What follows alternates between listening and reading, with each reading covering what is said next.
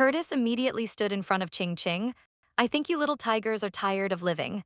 Ching Ching was scared that Curtis would go on another killing spree. She cursed the tiger beasts for not recognizing kindness. We rescued Peppa from wild beasts, yet you repay kindness with enmity. Several little leopard cubs meowed, also feeling indignant for their mother. Knowing the truth, the tiger beasts quickly apologized to Ching Ching. Just as they were about to leave, the tiger beasts asked them to stay. Ching Ching turned back and thanked them with a smile. She happened to need a place to stay. The little tiger saw Ching Ching's beautiful face, his tiger face turned red, and he started drooling. Then they settled Ching Ching and her group in a treehouse. Ching Ching, exhausted, lay down on a haystack inside. The little leopard cubs were also crying from hunger. Suddenly, one bit Ching Ching's chest. It immediately cried out in pain. It turned out the little leopard cub had grown teeth and needed to be weaned. It had even drawn blood from changing. At this moment, Curtis suddenly tore off his little clothes. With a slurp, he sucked clean the blood on Changing's chest. After finishing, he didn't forget to smack his lips. The leopard on the side was so angry he stomped his feet. That damn stinky snake beat him to it again. Then he pounced towards Bai Jingjing with a howl. He also wanted to lick her wound, saying it would heal faster this way. Unexpectedly, Ching Ching gave him a Hong Kong foot and told him to get lost. No being naughty, the poor leopard didn't get any advantage, but instead got a mouthful of shoe sole poop. Snake threw the little cubs to Parker, telling him to go hunting for the leopard cubs to eat. After the leopard left, Snake had some naughty ideas. Taking advantage of Ching Ching's inattention, he gave her a kiss. Then he pounced on her. Parker returned from hunting and cried his fill. Early the next morning, the murmured little blue cat finally caught up to the tribe. He complained to Ching Ching that if she hadn't come, he would have been kidnapped by the females here. Oh, my curse charm. As soon as females see my handsome face, they're completely mesmerized. Ching Ching couldn't help but laugh, saying that wasn't a great. He could choose any wife he liked. However, Little Blue Cat was a hardcore, looks-obsessed person. He said those females were black and ugly. Then he used his killer language to flirt with Ching Ching. Why don't you let me be your male? As soon as he finished speaking, Parker punched him hard. Luckily, he ran fast. Otherwise, there would have been chopped chili fish had to eat. At this moment, someone suddenly called out Bai Jingjing's name. It turned out to be a beautiful young lady, Jasmine, the daughter of the 5 tribes leader. She had come to befriend Ching Ching. Jasmine took her to play by the lake. Suddenly, a fish had popped out of the water, nearly scaring the 2 girls to death. The merman's entrance was indeed unique. It had to be fast, and he had to look cool while doing it. Jasmine became infatuated upon seeing little blue hair. She quickly pounced on him, asking Blue Hair to be her male. But little Blue Hair was ungrateful, splashing water in Jasmine's face. I've already told you I'm Bai Jingjing's male. Stop hanging around me all the time. However, Jasmine exposed his lie. Bai Jingjing doesn't have your beast mark at all. Little Blue Cat quickly asked Ching Ching to say he was her mate. Ching Ching hesitantly said no, he's not. Little Blue Cat got angry and turned to leave. He dove into the water and was never seen again. This was a fruit that could devour people without leaving bones. Once eaten by mistake, one would disappear without a trace. Fortunately, Parker stopped her in time. Otherwise, Bai Ching Ching would have certainly died. This tree had fertile soil and beautiful fruits. There were animal remains under the tree. It must be highly poisonous. However, Bai Ching Ching picked up the poisonous fruit. Suddenly, a dark shadow darted out from afar. It startled Ching Ching. She almost tore off Parker's tail. He howled in pain, and my tail is about to break off. Ching Ching patted his little but apologizing repeatedly. She pointed towards the forest, saying there was a beast. It turned out to be just a small tiger without a beast mark. They secretly sighed in relief. It was just an unweaned tiger cub. He shyly confessed his feelings to Ching Ching. Parker was so angry he wanted to swallow him alive. His eyes flashed with anger. Get lost if you don't want to die. The little tiger was scared and quickly ran away. But after a while, he sneakily came back to Pika by Ching Ching. He couldn't help but stick out his head. He said he wanted to help Ching Ching pick some prickly fruits. Ching Ching directly declined. She even gave him a captivating smile. The little tiger's face immediately turned red, his little heart pounding wildly. He frantically threw prickly fruits at Ching Ching. Seeing this, Parker became furious again. The fruit in his hand was instantly crushed to powder. He suddenly leaped. He beat the little tiger until he was not senseless. He grabbed him by the neck, grabbed his little butt, then lifted him high in the air. He threw him far, far away. Ching Ching burst into laughter, unable to contain herself. Suddenly, a pungent odor emerged. It sent chills down their spines. Oh no, there's a fierce beast. Chinching felt dizzy from the black smoke. A large scorpion lunged at them menacingly. The leopard quickly shielded Chinching. The scorpion beast suddenly spewed out a cloud of poison. Chinching trembled and broke out in a cold sweat. She collapsed instantly, nearly losing her life. The scorpion tried to take advantage of her weakness. It viciously clamped down with its pincers. At this critical moment, Parker rushed forward. He bit the scorpion's rear end. He bit off its tail completely, then stomped it into a pulp. Afterwards, Parker gave Changing several slaps. This finally woke her up, her face stinging. When she came to her senses, she scolded Parker harshly. Parker hurriedly explained he was saving her, otherwise her head would have been smashed open. He carried Sinching and quickly ran home. Back home, the snake strangled him, blaming him for letting Sinching enter a dangerous area. Then he asked Parker to pour out the prickly fruits they brought back. When the fruits were poured out, he was instantly attracted by the bright red poisonous fruits. His face twisted in anger and he stuck out his long tongue. Before Parker could react, the snake's tail had already struck his leopard face. With a loud smack, he was thrown out of the tree hollow. Chinching was stunned and asked the snake why he hit Parker again. Curtis, with a gloomy face, said this stupid leopard deserved it for daring to give you poisonous fruits. Chinching hurriedly explained that she brought them back herself, not knowing they were poisonous. Just as she finished explaining, Parker climbed back up. But the next second, Curtis threw a poisonous fruit at him, knocking him away again. He told him to go bury the poisonous fruits. Then he warned Zinking that eating these fruits would certainly lead to death. He then kissed her forehead, saying it's good she didn't eat them, otherwise she'd be dead. He was the most handsome merman in the ocean because countless girls pursued him, wanting to meet him by chance. He simply hid in a smelly lake.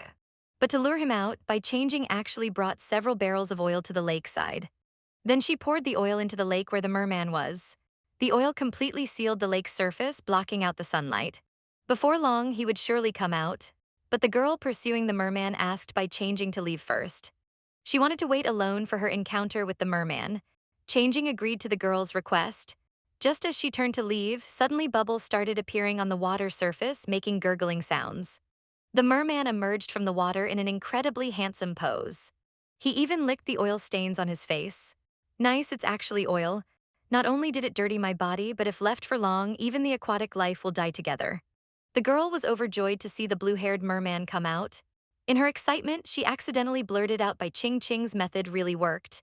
Neither salted fish nor merman can hide anywhere. Upon hearing Bai Jingjing, the merman's face instantly darkened. Bai Jingjing went to all this trouble just to make me meet you. The girl explained everything to Little Blue Cat. Jingjing nearly went mad hearing this. It seems you can guard against fire and theft, but not against the best friend. At this moment, Little Blue Cat's whole body emanated a murderous aura. He slowly swam towards the girl on the shore. However, the girl was already blinded by love. She thought Little Blue Cat had accepted her and was going to give her a loving hug. But as soon as Blue Cat came up, he grabbed her hand. He frantically dragged her into the lake. With a splash, Bai Jingjing was almost scared into laughter. She quickly got up to see what happened, only to find not a single person on the lake's surface. At this moment, a large python suddenly darted over. It quickly plunged into the lake. This scared Bai Jingjing so much, she almost lost her breath. Fortunately, the leopard appeared in time to comfort her. Otherwise, she would have cried.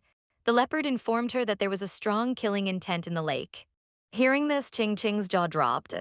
Could it be that Blue Cat wanted to kill Lily with a splash? Curtis emerged from the water carrying a barely breathing Lily while Little Blue Cat was tightly wrapped by the snake's tail. Curtis rescued Lily to the shore. Bai Jingjing quickly slapped her a few times. Lily suddenly spat out several mouthfuls of dirty water, finally regaining her life. Then she threw herself into Jingjing's arms, crying loudly, "I'll never believe in that bullshit love again." Curtis really couldn't stand Little Blue Cat's actions, "You stinking salted fish. If you had killed that female, we wouldn't be able to stay in their tribe." After saying this, he swung his snake tail, tightly squeezing his neck. Unfortunately, Bai Jingjing stopped him in time. Otherwise, they would have had fish head soup tonight. Little Blue Cat glared angrily at Bai Jingjing, blaming her for meddling in matchmaking. "Don't you know I only have you in my heart?" Jingjing covered her mouth, apologizing nonstop. Then she grabbed Lily's hand, admitting her mistake and begging for her forgiveness. But Lily shook off her hand. With tears in her eyes, she ran away frantically. Tears scattered throughout the forest, not knowing what love is only calling for life and death devotion. Meanwhile, Bai Jingjing was also paying for her mistake. She wanted to scoop out all the oil from the lake's surface. Otherwise, the aquatic life would struggle to survive. she found a bundle of wooden sticks. Then she connected the sticks together to herd all the oil into one place. Then she scooped up the oil spoonful by spoonful. After scooping for several hours, Ching Ching was covered in sweat. She scooped from day to night. Little Blue Cat's anger had subsided by half. He told Bai Jingjing and the others to go back and sleep, not to bother him here. After saying this, he dove into the water. Ching Ching felt extremely guilty. After returning home, she still felt very regretful and scared. The snake gently comforted her, saying he was preparing to hibernate and wanted to find another mate for her. Bai Jingjing hurriedly waved her hands in refusal. Having you and Parker is already enough trouble. If another one comes, it'll be chaos. After saying this, she buried her face into Snake's embrace, feeling ashamed. Unexpectedly, Parker suddenly popped up. He also mentioned finding another mate for Ching Ching. He even suggested that silly, patternless little tiger beast, saying he's not bad. Ching Ching's face turned black upon hearing this. The next second, she kicked the leopard out of the tree hole with a bang. The next day, Bai Ching Ching went to apologize to Lily, but Lily refused to forgive her. She said the merman Little Blue Cat was too scary. She gave up completely and would no longer be a love-struck fool. Bai Ching Ching slapped herself hard several times. She said she would introduce Lily to a handsome man even more attractive than Little Blue Cat. Lily finally couldn't resist the temptation of a handsome guy. She chose to forgive her. Afterwards, Ching Ching went to the lakeside to apologize to Little Blue Cat, promising never to play matchmaker for him again. Hearing the word matchmaker, Little Blue Cat was startled and kept backing away. He thought she was going to tie him up with a red string and send him to a girl's house. Ching Ching quickly explained, saying she wouldn't try to pair him with other females anymore. Little Blue Cat finally relaxed and immediately swam in front of Ching Ching, staring at her. His eyes had a hint of dreaminess. Suddenly, with a splash, he pulled Ching Ching into the lake. The girl defecated into the lake, trying to force the merman to come out and meet her. The merman cried from the stench. In anger, he pulled Bai Ching Ching into the water. Ching Ching was trembling with fear, very scared. It turned out the merman was just taking Bai Changing back to his home. After returning to the merman's cave, Little Blue Cat took out a night pearl. He wanted to use this priceless pearl to seduce Bai Changing. As long as Changing agreed to be his mate and then give birth to a litter of merman babies for him, he would give this night pearl that could make people beautiful to Bai Ching Ching. As he said this, he suddenly moved close to Ching Ching, his eyes constantly emitting alluring sparks. Ching Ching was afraid of losing control. She quickly pushed him away, otherwise the consequences would be unthinkable. Even he himself didn't expect it. In just that moment, he was almost captivated by Little Blue Cat's beauty. He quickly turned his head away, not looking at him. This guy is truly exceptionally beautiful. No wonder so many fangirls are head over heels for him. At this moment, Little Blue Cat suddenly pinned Bai Changing against the wall. Then he began to confess, "I love you, but you love him. Yet I'm willing to always protect you like a fool." Ching Ching got goosebumps hearing these sweet words. "Your flirtatious words are impressive, but it's a waste to use them on me." After saying this, she slapped away his salty fish hand. She turned to leave. Blue Cat's little heart couldn't take it anymore. His face was full of disappointment, very sad. When Parker learned that Zinking had been kidnapped, he was furious, shouting, "Stinky fish beast, I'll tear you to pieces." At this time, Little Blue Cat had already sent Zinking back up. Seeing this, Parker joined with a little leopard cub to roar at Little Blue Cat, wanting to tear him apart. He suddenly leaped up, pouncing towards him. The stinky salty fish mermaid saw the situation was not good and quickly retreated. But Parker was firmly pulled back by Ching Ching. She said nothing bad had happened to her and she wouldn't go to the lakeside again. Time flew by and winter came with heavy snow falling. Ching Ching was shivering, wrapped in grass skin. Snake wanted to measure her body to make new clothes. They didn't know until they measured. She had turned into a barrel waist. It was simply too terrible. Snake poked her big belly, saying she had gotten fat. Changing reflexively shouted, "Pervert Snake," accompanied by a loud slap. Curtis's little snake hand had swollen like a pig's trotter, but Parker even added fuel to the fire, saying Ching Ching not only got fat, her slim waist had also turned into an elephant's waist. Ching Ching couldn't bear it anymore. She gave several big slaps to both Snake and Leopard, saying this is called plump, not fat. At this moment, the snow was falling heavier. Ching Ching had also put on thick clothes. Snake suddenly hugged her from behind, afraid she would catch a cold. Unexpectedly, they involuntarily started kissing. Parker saw this and was furious. He couldn't fight them. He could only curl up in the corner with a little leopard cub feeling sad alone. Ching Ching then realized that Parker and the little leopard cub were still nearby. So she pulled Curtis outside the tree hole to watch the snow. With a thud, the little leopard cub fell from the tree. Changing quickly picked him up to comfort him. Unexpectedly, he cried even harder with snot and tears everywhere. But as soon as he saw Curtis, he immediately stopped crying, afraid that Snake would spank his bottom. This little guy is so cute, he looks delicious. They took several little leopard cubs to play in the desert. Parker excitedly dug holes to bury poop. It seems the desert is a luxury toilet for beastmen. At this time, 3 little leopard cubs were ready to go. They worked together to dig the hole, making Chinching laugh. Like father, like son indeed. Even the poop wanted to join in.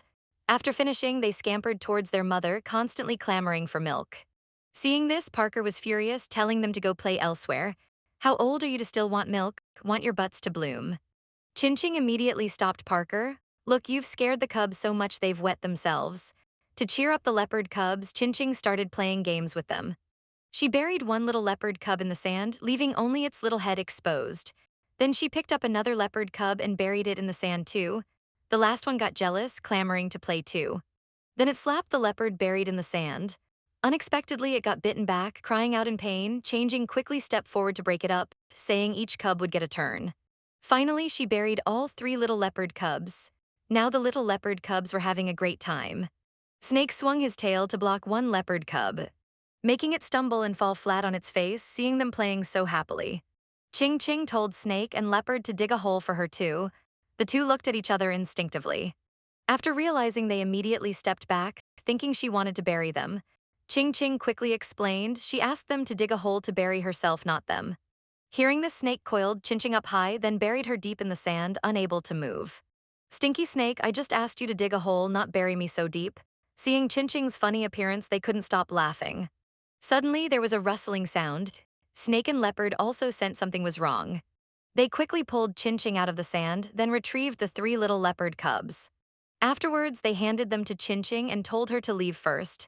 The next second, a scorpion suddenly darted out. Curtis knocked it away with a swing of his tail. At this moment, dozens of scorpion beasts suddenly appeared, surrounding them. The scorpion swarm charged up menacingly. Curtis handed Chinching to Parker, telling them to leave first. Then he angrily pounced towards the scorpion swarm. He tore the little scorpions to pieces one by one. At this time, a scorpion was lunging towards Ching Ching and the others. Seeing this, Parker told Ching Ching to hide far away. He would beat back the scorpion beast. Then he transformed and charged fiercely. In no time, the snake and leopard duo had beaten all the scorpion beasts. Then they quickly returned to the tribe. When the Crab King learned that all his minions were wiped out, he became furious at Bai Jingjing. Just you wait, Bai Jingjing was taking a bath. She was again harassed by the shameless snake. He coiled around Jingjing and lifted her high out of the bathtub. Then he pulled her into his arms. Finally, they cuddled together. The poor little leopard was still heating water for them. Hearing the moaning sounds from the tree hollow, he became furious. That damn snake is taking advantage of Jingjing again. I'll beat you flat.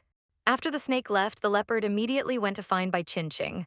He started licking her face wildly, saying he was helping Jingjing wash her face. But the next second, he was flattened by the snake. A swing of the snake's tail sent him flying out of the tree hollow. This surprised Jingjing. She asked the snake if he shouldn't be hibernating at this time. The snake said cuddling could extend his hibernation period. After saying this, he pretended to faint in Jingjing's arms. Jingjing panicked like an on a hot pan. The next second, he grinned. By Jingjing was so angry. She punished the snake with 200 spanks. Then she called Parker outside the tree hollow to catch her. She jumped from the tree into the leopard's arms. The next day, Bai Jingjing came to the lakeside. She found little blue hair almost frozen into dried fish. Wanted to look cool, he didn't even wear clothes. He shyly asked Jingjing for a warm hug. Jingjing exclaimed that little blue hair was so shameless. The lake's surface was frozen. How to deal with the lack of oxygen in the water? Little blue hair said with lack of oxygen in the water, he couldn't eat or sleep well. At this moment, Bai Jingjing suddenly thought of an idea. Exercise can prevent water from freezing, so as long as the water keeps moving, it'll be fine. She asked Parker and the snake to find bamboo and wood. Then they built a water windmill in the lake. Little blue hair looked at the windmill in confusion. Bai Jingjing explained that this windmill could help him breathe. Then she asked the snake to start turning the windmill. Curtis swung his tail and pulled hard. The windmill started turning immediately with a splash. Jingjing danced happily. Suddenly, a loud roar came from behind. A beast was slowly approaching her. Ching Ching was so startled she jumped up. It turned out to be the little tiger. Winston found Bai Jingjing. She was overjoyed. He was about to reach out to caress her little cheeks. But he quickly withdrew his hand, hurriedly saying sorry. Seeing this, Ching Ching shyly covered her face and turned her head away. Can you put on a beast skin skirt before talking? Winston only then realized he wasn't wearing any underwear. He quickly transformed back into a little tiger. Parker saw this and became a bit panicked because Winston was going to beat him until he cried for his parents. He suddenly pounced towards him. Parker transformed and ran away at full speed. Winston charged up, chasing relentlessly. Bai Jingjing was about to step forward to stop them. But as soon as she took a step, her foot got frozen. The snake quickly went to support her. Back in the cave, Ching Ching immediately took off her shoes. Her little feet were already red and swollen from the cold. The snake saw this and felt heartbroken. He immediately grabbed her smelly little feet and vigorously blew on her feet to warm them. Seeing Ching Ching was still shivering, the snake picked up a little leopard cub. He placed it on Ching Ching's feet. Instantly, a warm flow spread from her feet to her whole body. The little leopard cub nuzzled back and forth on the smelly feet. The other two cubs also ran over to warm their mother. Suddenly, with a bang, Parker rushed into the cave covered in wounds. It turned out he had been beaten up by Winston because earlier when searching for Bai Jingjing, Parker had given him wrong directions, causing Winston to be unable to find her. The little leopard was chased and bitten on the butt by the tiger because he wanted to prevent the tiger from being with Bai Jingjing. But he was beaten up by the tiger, crying. He chased him all the way to his home, seeing that both the snake and Bai Jingjing were there. He immediately stopped, thinking he wasn't Bai Jingjing's make. Entering the cave without permission might anger Curtis. If a fight broke out, he might not be a match for him. Thinking this, he was about to turn and leave when Curtis unexpectedly asked him to stay. The leopard loudly shouted an objection. The next second, he was flattened by Curtis with one slap. He could only pitifully complain to Bai Jingjing, but Ching Ching told him to get along well with Winston. The leopard buried his head in Ching Ching's arms, sobbing loudly. He cried so much that Ching Ching's feet swelled up. Seeing this, Parker sympathetically licked her smelly feet, making Ching Ching laugh from the tickling. Winston was about to come forward to help warm Ching Ching's little feet, but was stopped by Parker's angry shout. He then immediately lay down on Ching Ching's feet. Winston was asked to boil some hot water. He was about to go out when Ching Ching called him back. She asked him how he found this place. Winston's expression became serious. He said on the way he encountered rootless beasts abandoned by females. They like to go around snatching females. He heard they were capturing a beautiful female. Unexpectedly, that female turned out to be you. Ching Ching was so scared she wanted to move. Curtis said there's no need to be afraid, he'll take him down one by one. They just settled down, no need to move. Winston wondered why Curtis's beast stripes were gone. The snake proudly said he had broken through to become a martial pattern beast. Winston was a bit shocked. Some rootless beasts also have no beast stripes. It seems their strength can't be underestimated. There should also be beastmen with 4 stripes or more. At this moment, Parker covered Ching Ching's feet with a blanket, then rubbed it back and forth on his legs. He almost burned Ching Ching's feet. Reflexively, she slapped the leopard's face. Parker hurriedly apologized to Ching Ching. The little leopard cubs also gathered around to plead for their father. They were also meowing, asking for milk. Mark excitedly brought a bowl, also wanted to eat. Unexpectedly, he was kicked out of the tree hole. How old are you to still want milk? Isn't this asking for a beating? The snake was secretly laughing on the side. This stupid leopard really deserved it. He gently stroked Ching Ching's head, saying he was going into hibernation, telling her not to run around. After saying that, he quickly darted up the tree. At this time, Lily came to find Bai Jingjing. It turned out she came for Winston's matter. She asked Bai Jingjing if she was mated with Winston. Ching Ching said she wasn't. Hearing this, Lily's face immediately turned sour. Ching Ching puzzledly asked why she had that expression. It turned out Lily's father wanted her to mate with Winston. Ching Ching immediately became unhappy, thinking Lily disliked Winston. Lily hurriedly explained that she didn't dislike him. If Bai Jingjing didn't want him, she would accept. Winston involuntarily shouted, and most I'll close my eyes when kissing. Bai Jingjing immediately covered his mouth. She made a shushing gesture, shouting so loudly, "Aren't you embarrassed? Winston is not only strong, but also hardworking, brave, and considerate. Even if you agree, he might not accept you." Hearing this, Lily became interested and was eager to learn more about Winston. Meanwhile, Winston was organizing and deploying the Beastmen, arranging to counter the surrounding scorpion beasts, telling everyone not to panic. He had set traps. As soon as the scorpion tribe comes to invade, they would be completely eliminated. Hearing this, the Beastmen were filled with fighting spirit. They all cheered for the Tiger King's prowess. At this moment, Winston bounced back into the cave. Parker's eyes lit up at the sight. He immediately pounced on Bai Jingjing, deliberately making beautiful singing sounds. The noise annoyed Winston, who was scratching his heart out. Bai Jingjing, I will definitely make you accept the little leopard. He pounced on the girl while she wasn't paying attention. Eager to have leopard cubs but was pushed away by Bai Jingjing. She then pinched his leopard mouth. Sticky Parker, making such a big fuss, you deliberately wanted Winston to hear, didn't you? Jingjing angrily told him to get out immediately, but Parker blocked her cherry-like small mouth with a kiss. Not caring about anything else, he kissed her. The little tiger heard these whimpering sounds and felt his heart itch. The next day, he jumped down to find Bai Jingjing, saying he heard strange noises last night and couldn't sleep all night. Jingjing blushed and hid to one side. Embarrassed, she wanted to jump out of the tree hole. Winston hurriedly came forward. That's too dangerous. Let me carry you down. Jingjing looked at the warm-hearted and handsome little tiger. Her heart couldn't stop pounding wildly. She didn't expect to be so infatuated but still accepted Winston's kindness. Then she held his big hand. In the blink of an eye, they were at the bottom of the tree. Jingjing laughed happily and invited Winston to eat meat together. Seeing this, Parker bared his teeth fiercely. Stinky tiger, if you dare come, I'll bite your butt.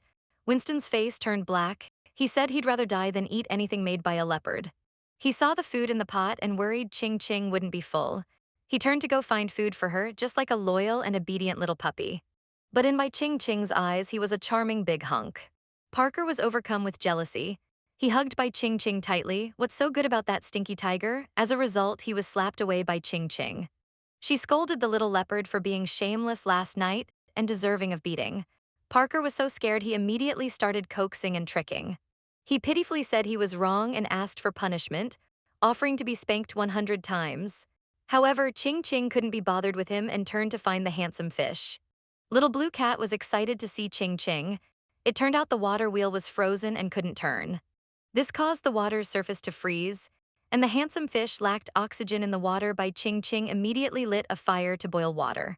Then poured it on the water wheel to defrost it. The little merman was so cold, he warmed himself by the fire on shore, nearly turning himself in a grilled fish. After returning home, Jingjing's little hands had swollen into fat pig hands. Parker complained that it was all because of that stinky, salty fish. He wanted to go beat him up but was stopped by Jingjing. Suddenly there was a loud bang. A bag of things fell from the sky. It turned out to be food brought back by Winston. The bag was full of colorful potatoes. Jingjing was both surprised and happy. She didn't expect to find potatoes in this beast city. Winston looked at Bai Jingjing. His eyes were a bit hazy as he said, "These are called stone fruits. I know you like vegetables, so I brought them back." Parker saw that something was off between the two of them. He felt things were going badly. If this continued, his wife would be snatched away by someone else again, so he kicked away the potatoes Winston brought back. He claimed these fruits must be poisonous. Jingjing explained that potatoes can be eaten when cooked. Only raw ones are poisonous. They can even be made into delicious potato chips and fries. The Beastmen were incredulous. They didn't know these stone fruits could be eaten like that. Jingjing wanted to know where potatoes grew in the beast world. Without a word, Winston picked her up. He immediately headed towards where the stone fruits grew. On the way, Winston's foot got tangled in a vine. He stumbled and Bai Jingjing fell off the tiger's back. Her feet sank deep into the snow. At this moment, Winston's big but was right in front of her. At the critical moment, the little tiger unexpectedly let out a loud fart. Realizing what happened, he quickly turned around and retreated. Jingjing closed her eyes tightly, exclaiming that it stung her eyes. Winston's tiger face turned bright red instantly. He was so embarrassed he wanted to find a hole to crawl into. To ease Winston's embarrassment, Bai Jingjing said she didn't see or smell anything. Hearing this, the little tiger felt like dying. This was like protesting too much. His face was now redder than a monkey's butt. He then picked Bai Jingjing up from the snow. Jingjing, also blushing, suggested they quickly go find the potatoes. To her surprise, the potatoes here grew under trees. After returning, they immediately started making potato dishes. Jingjing instructed the little tiger to chop the potatoes and put them in water. Unexpectedly, he threw the knife, which ended up stabbing the little leopard's head. He then used his hands to smash the potatoes to bits. The leopard was so angry he wanted to chop him up. They made the potatoes in his starch. Then they asked the leopard to bring a colander. They poured the starch into the colander to make noodles. Slurping it up was delicious. Bai Jingjing danced with joy, now they could survive even without rice. She then planted a kiss on the leopard's face. This scene made the little tiger beside them envious. Then Jingjing walked up to him, his little face turned bright red, his heart was pounding wildly. Is she gonna kiss me too? The girl suddenly planted a kiss on the little leopard's face. The little tiger's eyes widened. He pursed his lips in envy. Seeing this, the girl walked up to him with her long legs. That charming face, those cherry lips. The little tiger's heart was racing. He kept swallowing. Is she gonna kiss me too? Come on, baby. But she just said thank you to him. The little tiger's dream was shattered. He wanted to dig a hole and crawl in. He felt so foolish. He's not Bai Jingjing's mate. How could she possibly kiss him on her own initiative? Meanwhile, Parker was still savoring the feeling of being kissed, unable to snap out of it. He overcooked the noodles, turning them into a mushy mess. Jingjing saw this and scolded him loudly. This leopard is so stupid. They've been together for so long and he's still so innocent. At this moment, a strange sound came from nearby. They turned to look but saw nothing. Parker told Jingjing to stay put. Then he went to investigate. Several little leopard cubs smelled something strange. Thinking it was meat, they bit Jingjing's hand. She cried out in pain. Parker looked back. Just then a scorpion bee sprang out from the snow. It immediately lunged up Bai Jingjing. Parker flashed over and shielded her in his arms. More and more scorpion bees appeared. Parker stood in front of Jingjing, telling her to go back to the tree first. Then he transformed into a leopard and charged at the scorpion swarm. Bai Jingjing ran while calling for help. Several scorpion beasts caught up. They blocked Jingjing's path, intending to do something nefarious. Their eyes gleamed with evil intent. So this is that female, she's indeed bubbling with beauty. After saying this, they rushed towards Bai Jingjing, wanting to kidnap her. Parker chased closely behind, but the scorpion beasts were one step ahead. Jingjing and the little leopard cubs trembled in fear, just as the scorpion beast was about to act. Unexpectedly, it was sent flying the next second. It turned out to be Tiger Tattoo, who came to the rescue. He tore the scorpion beast to pieces with a sizzling sound. The scorpion swarm, enraged and humiliated, pounced fiercely. Tattoo told Parker to take Jingjing and leave first. He would cover their retreat. He roared at the scorpion swarm. Don't even think about hurting the person I like unless you step over my dead body. Bai Jingjing was deeply moved hearing Tattoo's words. She told him to be extremely careful. Not long after, Parker and the others returned to the tree. But as soon as they arrived, a group of scorpion beasts sprang out. Parker quickly carried Bai Jingjing up to the tree hollow. Then he brought her to Curtis's side, but the snake was in hibernation and couldn't wake up. Parker instructed Jingjing not to come out no matter what happens. As he spoke, a scorpion tail suddenly attacked. The scorpion swarm kept launching attacks on the tree hollow. Jingjing wanted to help, worried that Parker couldn't handle it. However, the leopard was still grinning, lying that he was a tough leopard and dealing with these scorpion beasts was as easy as crushing ants. After saying this, he burst out to fight. He stomped several small scorpions to death, but he had boasted a bit too much. Another scorpion beast was crawling towards the tree hollow. The bragging leopard was already surrounded by the scorpion swarm, seeing that Jingjing was about to be in danger. At the critical moment, Vincent leaped up. He bit the scorpion's leg fiercely. He pinned the scorpion beast to the ground and rubbed it furiously. He also ordered the tigers in the tribe to come to the rescue. The great battle was about to begin. The tearing roars made the little leopard cubs cry loudly. Jingjing quickly comforted them, saying, "Don't be afraid. It's Daddy fighting the bad beasts. If you keep crying, Mommy will spank you." The little leopard cubs immediately stopped crying and froze. At this moment, the scorpion beasts were being slaughtered. Through the joint efforts of the tiger and leopard, everyone's unity finally led to victory. Victory, victory, the tiger and leopard were exhausted. The scorpion swarm was completely defeated. By Jingjing cried tears of joy.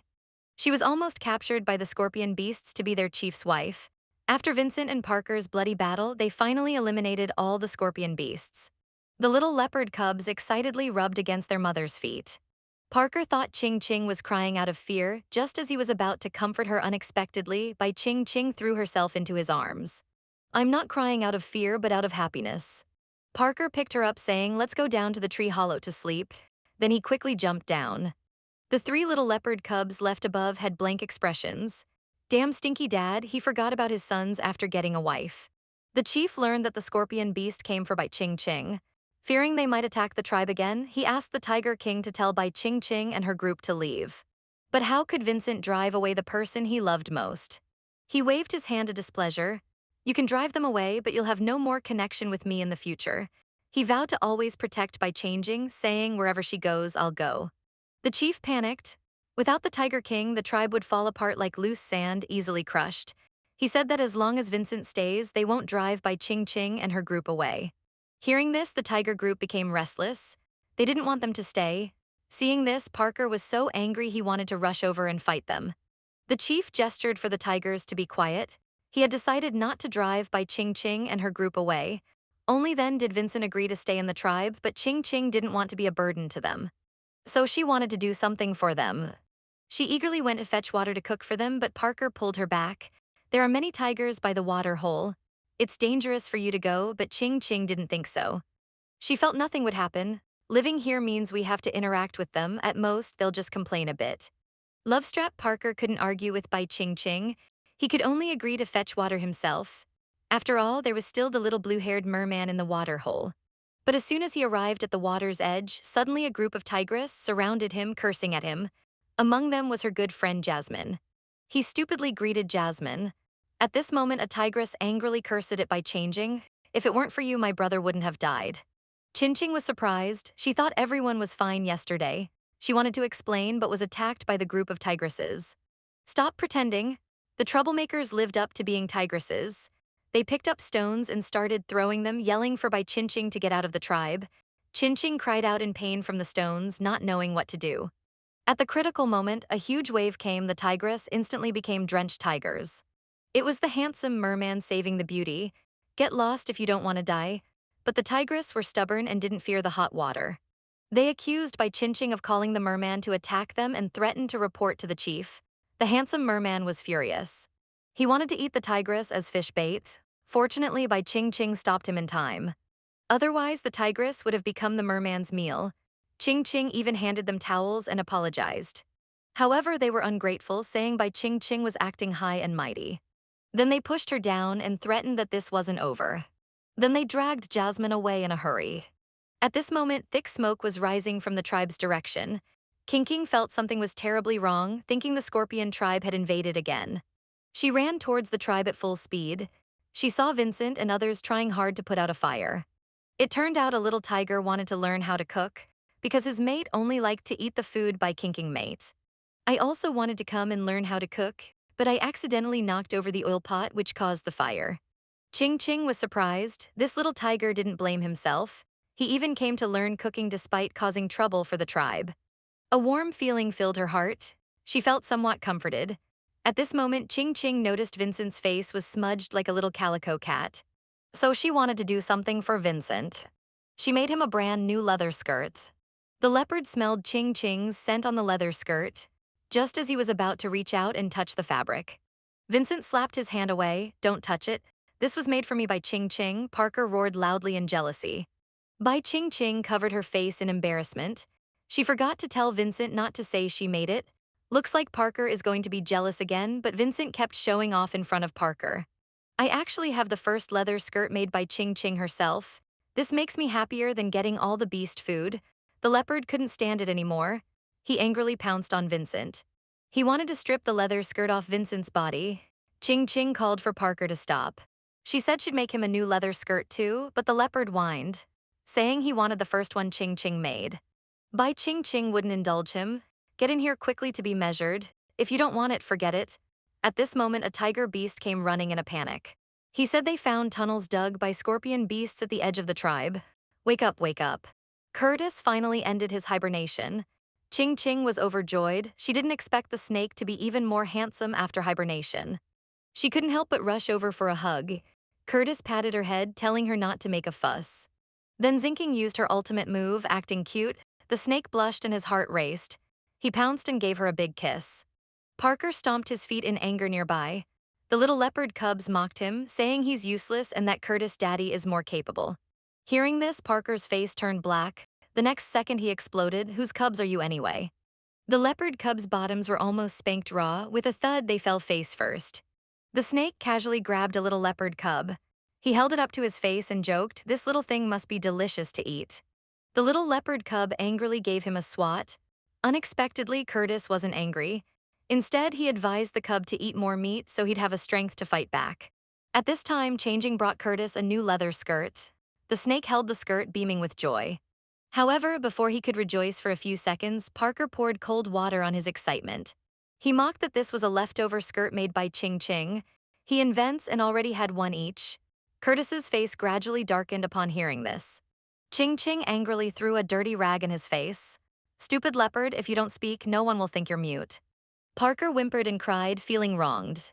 The little leopard cubs wanted to avenge their leopard dad, so they started tearing at Curtis' new leather skirt. The next second, they got their heads knocked with several punches. The next day, Changing took the leopard cubs to pee by the lake. Suddenly, a handsome fishman appeared. The little leopard cubs roared at him loudly, baring their teeth. Seeing this, the fish dove into the water. Then he started blowing big bubbles, luring the leopard cubs to play in the water. Jinking said they were afraid of water and wouldn't let them go in. However, before she could react, the little leopard cubs all dashed into the bubbles in a flash. They roared excitedly, having a great time. At this moment, Tiger King Vincent returned from hunting with others. He ordered everyone to clean the prey and prepare for dinner. Little Blue Cats suddenly panicked. The lake water became murky from the prey. The little merman crouched on the shore secretly said. In a fit of anger, he swung his fishtail vigorously. His tail immediately turned into 1.8-meter long legs. Chinching saw this scene and spat out that Little Blue Cat's flashy move mesmerized the females. At this time, the tiger tribe elder rushed over in a hurry. Angrily, he told Vincent to drive Bai Jingjing out of the tribe. Jingjing was dumbfounded and at a loss. It turned out the scorpion bees had poisoned their food for revenge. Everyone blamed this incident on Bai Jingjing.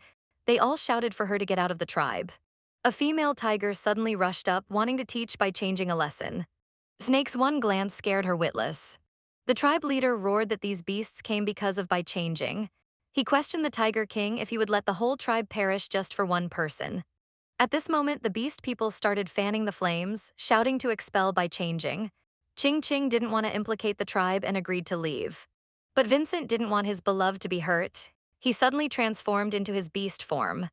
With a roar, he shouted, "Shut up, all of you. I will give a tiger tribe an explanation. Even if we drive Bai Jingjing out, those evil beasts will come to snatch other females." So Vincent ordered Curtis to protect the entire tribe. He went alone to fight the scorpion tribe leader. At this, the whole crowd was in disbelief. They questioned how Curtis, just a wandering beast, could protect the tribe. Little did they know that the snake was the strongest in the entire beast world. He could easily handle the tattooed beasts. Seeing this, little Kala, who had doubted him, quickly tried to stop him. Fearing the little tiger beast would be finished off, only then did Curtis let him go. Everyone was utterly shocked. This snake beast had instantly taken down one of the strongest in the group. No one dared to question Curtis's abilities anymore. After Vincent arranged everything, he told Chinching to wait for his return. Then he turned and left, heading towards the dangerous Salt City. After traveling day and night, he finally reached his destination to find and defeat the Scorpion tribe leader. He had to defeat the city lord, who was top tier in swordsmanship at the middle and low levels. Only through the city lord could he find the Scorpion tribe leader. So he immediately went to the arena. At that moment, a male beast was defeated on the arena and the wolf beast won. The crowd below was noisy, but no one dared to go on stage. Seeing this, Vincent immediately stepped up to challenge. Seeing it was a four-striped beast, the male beast panicked. But having won several times, he was reluctant to forfeit. So according to the rules, he found 10 three-striped beasts to challenge. More than a dozen fierce beasts surrounded Vincent. The male beast gave his companions a look. Before he could react to the planned sneak attack, Vincent had already launched his offensive. With a ripping sound, the male beast instantly perished. In the blink of an eye, all the fierce beasts were sent to drink Meng Po's soup. Is there anyone else tired of living who wants to come up and challenge me? Just to warm up my teeth. At this moment, the whole place fell silent. No one dared to move. Vincent also successfully met the city lord. Crab Beast King Bai Jingjing had been repeatedly violated by crab beasts. In a fit of rage, Vincent went to challenge the Crab King. He forced him to hand over the culprit, that bastard scorpion tribe leader. Otherwise, he would smash his scorpion head. The Crab King was very disdainful and smiled eerily. He suddenly pulled off his own antennae. "You little tiger are too arrogant. If you can defeat me, I'll hand over the scorpion tribe leader." Vincent, also a four-striped beast, showed no fear. The Scorpion King, not playing fair, launched a sneak attack. Fortunately, Vincent was prepared and narrowly escaped. For by Ching Ching, he gave it his all. The two fierce beasts fought from day to night. Vincent bit the Scorpion King's neck, the outcome hung in the balance. Unexpectedly, he fell victim to another trick by the Scorpion King. At this moment, he was poisoned and shivering. Though you're strong, no one survives my scorpion venom. Stop talking nonsense and hand over the Scorpion tribe leader. Seeing his unyielding determination, the Scorpion King agreed to bring the leader over. I just fear you'll die before then. Shortly after, Vincent's scorpion poison suddenly flared up. Images of being with Bai Jingjing flashed in his mind. Brother Vincent, let's be mates. Just as he imagined kissing scenes with Ching Ching, the Scorpion King slapped him awake. Bits had suddenly opened his eyes. He saw the crab tribe leader appear before him. Without a word, he pounced. He fiercely bit the crab beast leader's neck. With a crack, he sent him to drink Ming Po's soup. The crab king was shocked. Anyone poisoned by my venom never survives 3 days. How is this tiger still so energetic? Seeing the Scorpion tribe leader dead, Vincent knew Ching Ching would be safe now. He then turned and leapt away, making a quick escape. Meanwhile, Ching Ching was playing among flowers. Suddenly, a white tail darted out. It was Vincent, severely poisoned. After the poison took effect, his mind was full of fantasies about Bai Ching Ching. Unexpectedly, Ching Ching really came to his side, but Vincent still thought it was all an illusion. He suddenly pounced on Ching Ching. He mischievously bit her arm. After a long while, he finally came to his senses. Seeing Ching Ching covered in injuries he caused, he was filled with remorse. Only then did he realize he had wronged Bai Ching Ching. As a result, a beast mark tattoo appeared on Ching Ching's body. The little tiger knelt on the ground, begging, I didn't mean to. It was because of the Crab King's poison that I hallucinated. I only hope to protect you for life. Please don't remove the beast mark. Bai Ching Ching also believed he definitely didn't mean it. During their long time together, she had already been moved by Vincent. She just didn't know how to explain to the snake and leopard. She had agreed to only mate with those two. Now with Vincent added, it was like slapping her own face. Seeing her expression, Vincent felt very distressed. He asked Ching Ching to remove his beast mark, saying he wasn't worthy to be her mate. Hearing this, Ching Ching had no intention of ending the relationship. You've covered me in injuries and now you want to leave. Dream on, you'll stay by my side for life to make it up to me. The little tiger excitedly grasped Ching Ching's hand. He embraced her, moved to tears, then they returned to the tribe. Parker learned about Vincent and Ching Ching's incident in the flower field. Enraged and embarrassed, he rushed to tear Vincent apart. The tiger and leopard immediately started fighting. Fortunately, Changing stopped them in time. If you keep fighting, I'll hit you. Help me clean my wounds first. The leopard immediately came forward to support her. Vincent ran to fetch water. At this moment, a dark shadow appeared at the doorway. Curtis saw Changing injured and was furious. Who did this? They're together, they're together. The little tiger finally got together with Bai Changing, becoming mates. When the snake learned of this, he was burning with jealousy. The little leopard also started beating the little tiger. Although beaten black and blue, he didn't fight back. Curtis in the tree hollow was full of murderous intent. He wanted to go out and beat Vincent, but was stopped by Changing. She cried out in pain and hugged him tightly. Then Parker applied green herbal medicine all over Ching Ching's body. It dyed her clothes green. Seeing this, the snake said he would go to Wancho City to get clothes. Bai Ching Ching shook her head. It's too far, forget it. At this moment, Vincent unexpectedly climbed to the tree hollow entrance, offering to go to Wancho City for clothes. Looking at Vincent beaten to a pulp, Ching Ching scolded Parker, you stinky leopard, you hit too hard. Curtis would never do that. However, as soon as she finished speaking, Curtis's tail began to rise uncontrollably. Ching Ching sensed trouble and hurriedly pressed down the snake's tail. She ordered Vincent not to go and to stay at home. At these words, the snake and leopard were instantly stunned. The snake glared at the little tiger, clearly displeased. He swung his tail and slapped Vincent out of the tree hollow. Then Parker warned, don't think we'll accept you in this family just because you're mated with Changing. I'm the boss here. Unexpectedly, before he finished, he was flung out by a snake tail. A few days later, Changing came to the lake to fetch water. The little merman saw her and danced with joy. But when he saw the beast mark on Ching Ching's arm, his expression suddenly changed. You've even gotten a tattoo and made it. Ching Ching didn't hide it and admitted to it. The little blue cat thought to himself, if that ugly tiger can do it, maybe I can too. He suddenly leaped in front of Ching Ching, I want to be your mate too. Bai Ching Ching backed away in fright, I'll find you someone prettier. However, the little blue cat persisted and pounced on her. He excitedly grabbed Ching Ching's arm tightly, loudly demanding to know why. Gripping Bai Ching Ching so hard it hurt, Curtis says you're a useless fish. You can't go on land to hunt, so you can't be chosen as a mate. These words struck the little merman's heart like a bolt from the blue. He gradually loosened his grip on Ching Ching's arm, head lowered, his face full of anger. His eyes showed a look that could devour someone alive, frightened. Bai Ching Ching quickly stood up, fearing she might be eaten unexpectedly. The little merman just roared angrily, "I can go on land to hunt after saying this." He turned and left to prove himself. Ching Ching could only sigh helplessly. If he could adapt better to land, it would be easier for him to find a maid in the future when she returned. Parker and the others had already roasted delicious meat. Several little leopard cubs were fighting over it. The leopard father scolded them and pulled out a knife.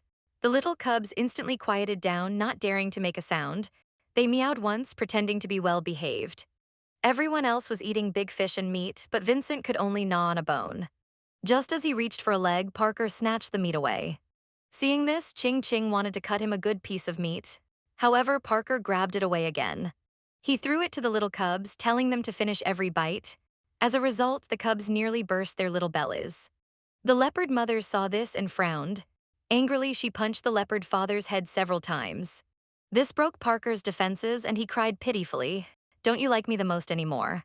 Because only the most liked by females have the right to choose food first. You give that stinky tiger the good food, do you like him the most now? As he spoke, Parker cried more heartbrokenly. Chin Ching felt a bit sorry seeing this.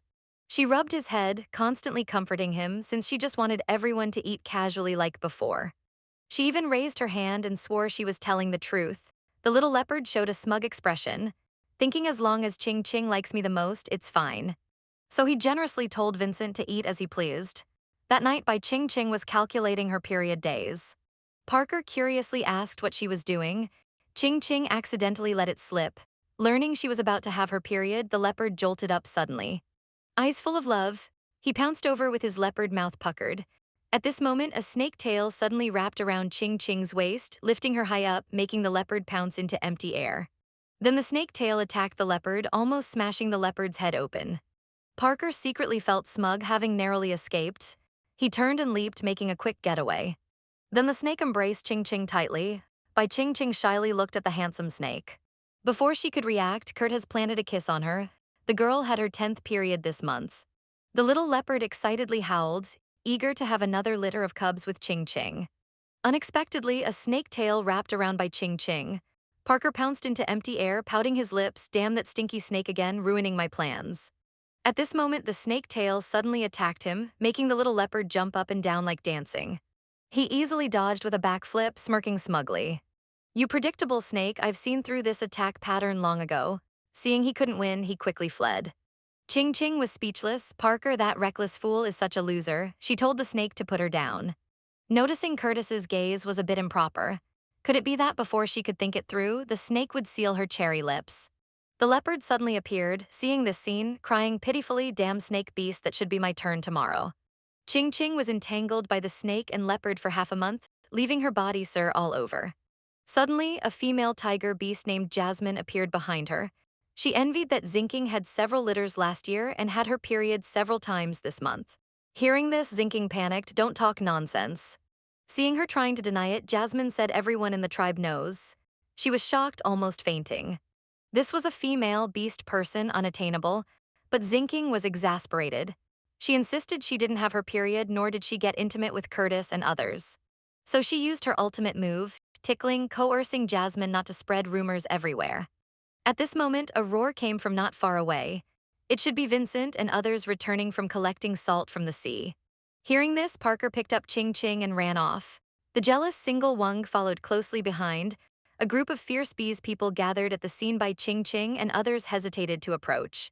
Because of the incident with the Sia clan he caused, everyone harbored resentment towards him. Vincent noticed Ching Ching behind him. He immediately rushed over excitedly. Taking her hand to see the beast, it was rare sea salt. He noticed people's attitudes towards him had changed because he helped everyone find salt. The beast people were all grateful to him. At the same time, Bai Ching Ching was also beaming with joy. It turns out helping others really does bring happiness. At this moment, the merman Little Blue Cat returned from hunting. Ching Ching greeted him enthusiastically, but Little Blue Cat had a gloomy expression. The merman tribe could only refine 1 jar of salt a year, yet they brought back a large jar in just a few days. He held up his pinky finger. He scoffed, saying there was so much sand in it. It's far inferior to the salt refined by their fish tribe. Faced with his mockery, everyone wanted to turn the beautiful merman into grilled fish. Scared out of his wits, he turned tail and ran. He hadn't gone far when Bai Jingjing suddenly called out to him. How did you get hurt? Your back is covered in blood. Little Blue Cat grinned secretly, pleased that Jingjing still cared about him. He explained it was animal blood. Jingjing was shocked. Mayor people could actually hunt on land too. Meanwhile, various fierce beasts were frantically dividing up the salt. Seeing this scene, the little merman was quite envious. He said he would bring better salt for Jingjing. At this time, the beast people were happily dividing the salt. Jingjing, bold as a leopard, actually dared to step forward and stop them. She said there were too many impurities in the salt, and it needed to be dissolved in water and filtered before eating. The beast people were dumbfounded when they heard this. They unanimously opposed Jingjing's method. If the salt dissolved in water, how could they eat it? Seeing these narrow-minded beasts wouldn't listen to reason, she casually grabbed a handful of sea salt from the jar. In her eyes, there were too many impurities to pick out. If females ate it, they would not only get diarrhea but might also affect their periods. Only Tiger King Vincent trusted her unconditionally. He asked what tools she needed to filter the salt. Jingjing looked at the little tiger gratefully, her heart fluttering for a few seconds. Then she turned and called the leopard to return to the tree hollow with her.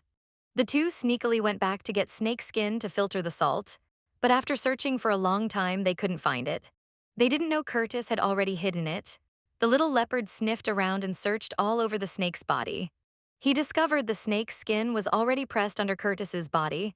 Jingjing used all her strength to push the snake's butt, but he still didn't budge. The leopard suggested they could dig a hole under the tree and then take out the clothes. The snake heard this and gave him a death glare. It scared the little leopard so much he instantly peed himself. He obediently squatted to the side and shut his mouth. Jingjing lay on the snake's body, acting coy and cute. Good husband, please be merciful and move your body. The snake was confused. What the hell is a good husband? Jingjing's little face turned as red as a monkey's bottom. She explained it meant good partner. The snake suddenly rose up. In his memory, snake beasts were always feared by everyone. Only Bai Jingjing had never despised him. He took Jingjing's small hand, vowing to do anything for her. So he immediately handed over the clothes made from his shed skin. Jingjing was so happy she rewarded him with a kiss. Parker on the side went pep-pep. Why didn't he give it earlier? What a scheming snake. He wanted to peel off the snake beast skin. The snake was startled and opened its bloody mouth at him. Bai Jingjing was scared and trembling, backing away in panic. She stumbled and fell on her bottom. When Curtis realized it was his beloved who wanted to peel his skin, he hissed. He licked the back of her injured hand. His sharp eyes turned, his expression somewhat complex. Then he transformed into human form, looking sulky, to explain to her. It turned out Bai Jingjing wanted to use the snake skin to filter out impurities. Who knew the proud snake was so stubborn and refused to give it? Since the hard approach didn't work, she tried the soft approach, pouncing on him hungrily and giving him a kiss. With a fawning face, she coyly called him husband. Hearing such ambiguous words, she suddenly sat up. Bai Jingjing pouted, feeling embarrassed. But this trick indeed worked. The snake lovingly kissed her fingertips, obediently handing over his shed skin. Afterwards, the beast people used the snake skin to filter out some animal carcasses. Everyone worked together, dividing the tasks. Bai Jingjing used her modern knowledge and diligent hands, bringing light to this dark and thorny beast city. In an instant, a fragrant smell broke his nostalgic thoughts. He turned to look. It was his 3 children, their mouths holding a strange animal. The third child stood aside, confidently licking his claws, thinking his catch was unique. Even Bai Jingjing thought the animal was colorful and eye-catching. The only drawback was its unbearable stench, enough to kill someone. The little tigress Jasmine burst into laughter, saying the silly third child had caught a blue-tailed fox. After speaking, she ran home happily. Watching her disappearing figure, Jingjing was confused, wondering what was wrong with a blue-tailed fox until Papa Tiger appeared with a boom. He scolded the third child angrily, baring his teeth, quickly pulling Bai Jingjing behind him to prevent her from being poisoned by the blue-tailed fox's toxic gas. It confirmed that blue-tailed foxes release stinky farts when frightened. Once exposed, the smell lasts for a month. He was furious and punished the disobedient little leopard cub. Sentenced him to stay on the roof for a month to reflect, not allowed to come down. The little milk leopard cried pitifully, sobbing nonstop. Bai Jingjing gently stroked the chubby little leopard face, saying she wouldn't despise him and a month would pass quickly. The little one blinked his teary big eyes full of gratitude. The leopard mom was instantly melted by her own cub. Repeatedly assuring she wouldn't despise him, the little milk leopard cried with joy, pouncing into mom's arms. In an instant, Ching Ching was dizzy from the stinky leopard cub smell. She had to reluctantly peel the little milk leopard off her body. "You'd better sleep on the roof or mom will be suffocated." The little one whimpered, begging mom for one more hug. The other two leopard cubs couldn't hold back their laughter. The foul-smelling third cub raises claws. The leopard cubs started fighting with a clatter. The blue-tailed fox's stench wouldn't stick to Silver's start fur. Parker decided to use it to make clothes for changing. Seeing this, the leopard cubs also wanted to make clothes from their catches. Parker smelled that they were also covered in stench. He angrily ordered them all to go to the roof. The cunning third cub pouted, secretly pleased. At night, the leopard quietly crept to Ching Ching's side, eagerly expressing his desire to sleep with her. Ching Ching giggled, wrapping herself up tightly. Rubbing her belly, hoping for her period to come quickly, Parker saw this inside, telling her to rest well. Changing suddenly sat up, extremely frustrated. They didn't want her to have more cubs, yet kept pestering her. The leopard patted his chest sincerely, indicating it was an expression of love. This sudden confession made Ching Ching's little face flush red. She agreed to his request, but wanted to let Vincent sleep inside too. The little tiger was overjoyed, feeling sweet inside, but the little leopard had a dark expression, wanting to beat Vincent up. Bai Jingjing used her silver tongue, speaking sweetly, finally convincing both the snake and leopard. From then on, the three beasts and one human lived a shameless life. A few days later, with a gentle breeze and perfect sunshine, the beast people all received their share of dry, clean salt. The Tiger King suggested using part of the salt to trade with other tribes. For females and males, the beast people were ecstatic. They cheered joyfully, finally having a chance to find mates. Looking at these hormone-filled males, Bai Jingjing's lips curled up, genuinely happy for them. However, some were happy while others were sad. Jasmine regretted rejecting several males earlier.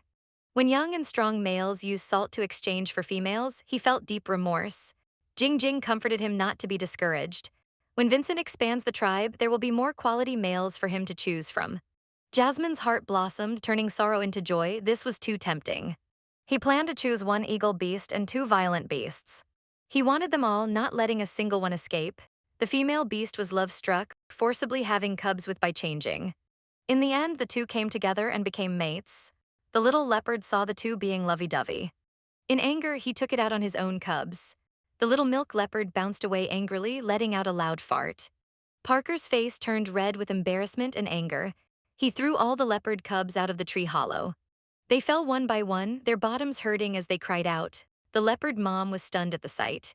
She immediately went to check if the cubs were all right. Seeing them safe and playing in the water, she let out a long sigh of relief.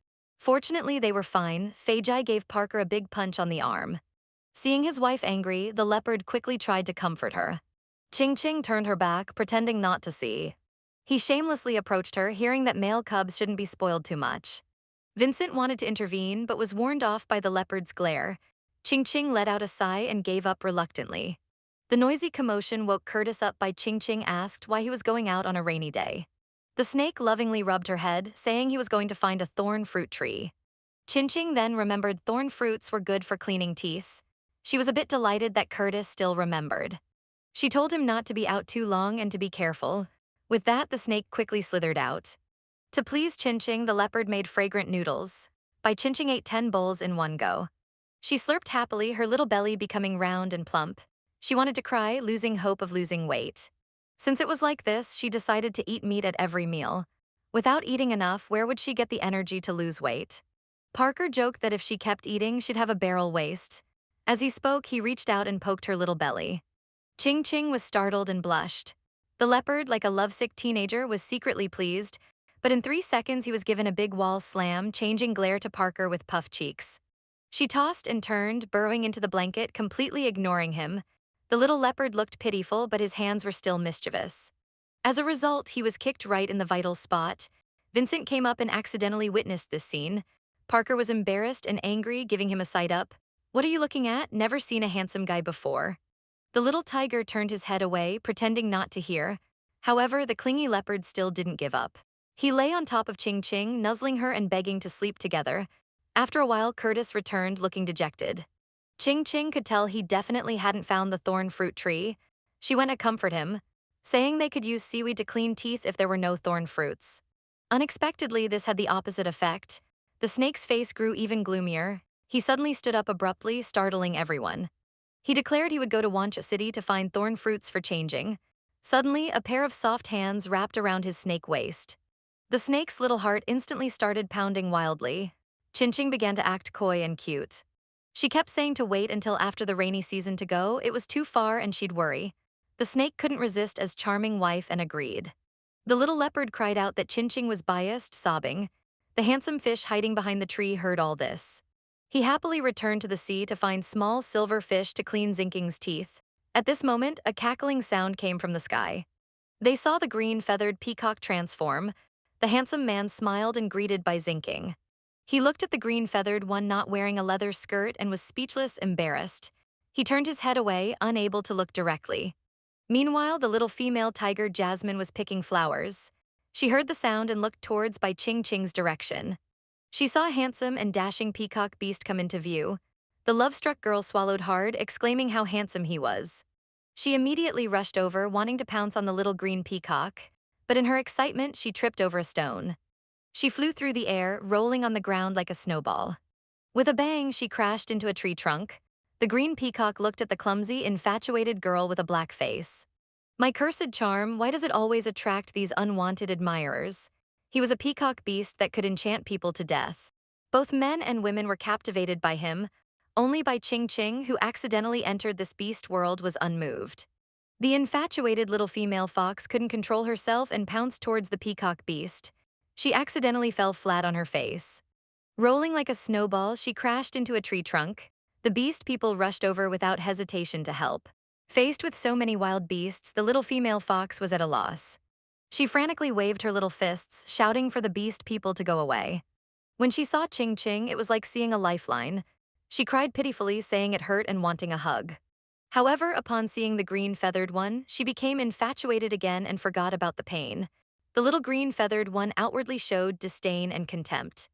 But inwardly, he was giving a thumbs up, feeling extremely pleased. He secretly thought this little infatuated girl was quite obedient.